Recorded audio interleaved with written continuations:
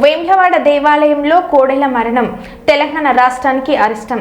గత వారం రోజులుగా భక్తులు సమర్పించిన కోడెలు మరణించడం భక్తుల మనోభావాలను దెబ్బతీస్తున్నాయి. వారం రోజులుగా రోజు కోడెలు చనిపోతుంటే ప్రభుత్వానికి చీమ కుట్టినట్టయినా లేకపోగా కనీసం స్పందన కూడా లేదు.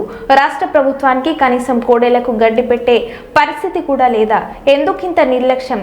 కలెక్టర్, అధికారులు, దేవాదాయ శాఖ, పశుసంవర్ధక శాఖ ఏం చేస్తున్నట్లు?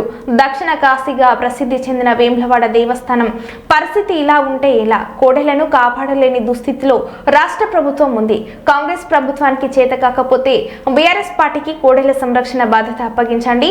మీకు ప్రజలు అంటే లెక్కలేదు, దేవుళ్ళంటే లెక్కలేదు అని మాజీ మంత్రి ఎమ్మెల్యే హరీష్ రావు అన్నారు. కనీసం చలనం లేదు, ప్రభుత్వం పట్టించుకోవడం లేదు. ఒక వారం రోజుల్లో 26 కోడెలు మరణించాయి. మరికొన్ని కోడెలు అనారోగ్యం పాలై చావు బతుకుల్లో కొట్టుమిట్టాడుతూ ఉన్నాయి. అయినా ప్రభుత్వం వాటిని రక్షించే ప్రయత్నం కూడా ఈరోజు చేయడం లేదు. రేవంత్ రెడ్డి గారు ఇప్పటికే దేవుడి మీద ఒట్టు పెట్టి 15 ఆగస్టు కల్లా రుణమాఫీ చేస్తానని చెప్పి మాట తప్పడం వల్ల ఇవాళ తెలంగాణకు శాపంగా మారింది. దేవుడి మీద ఒట్టుబెట్టి మాట తప్పితే అది శాపంగా మారింది. ఇంకొక వైపు వేములవాడ దేవస్థానంలో కోడెలు మరణించడం ఈ రాష్ట్రానికి అరిష్టంగా మారుతా ఉంది.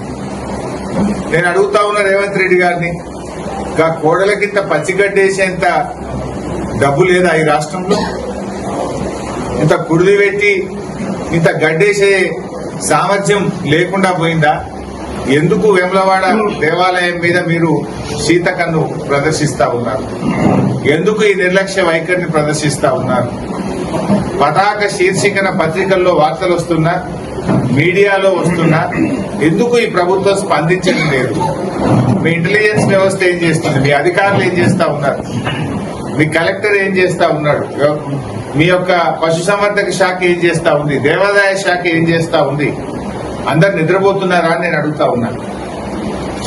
ఇవాళ వేములవాడ రాజన్న అంటే దక్షిణ కాశీగా పేరుగాంచినటువంటి పుణ్యక్షేత్రం వేములవాడ రాజరాజేశ్వర స్వామి దేవస్థానం.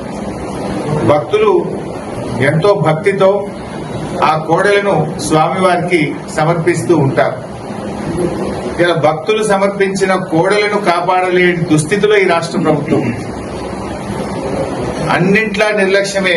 చివరికి దేవాలయాల మీద కూడా మీరు నిర్లక్ష్యం వహిస్తా ఉన్నారు. ఇంత గడ్డేసి గుడిది పెట్టే తెలివి లేదా? కోడల్ని కాపాడే సోయి లేదా మీకు?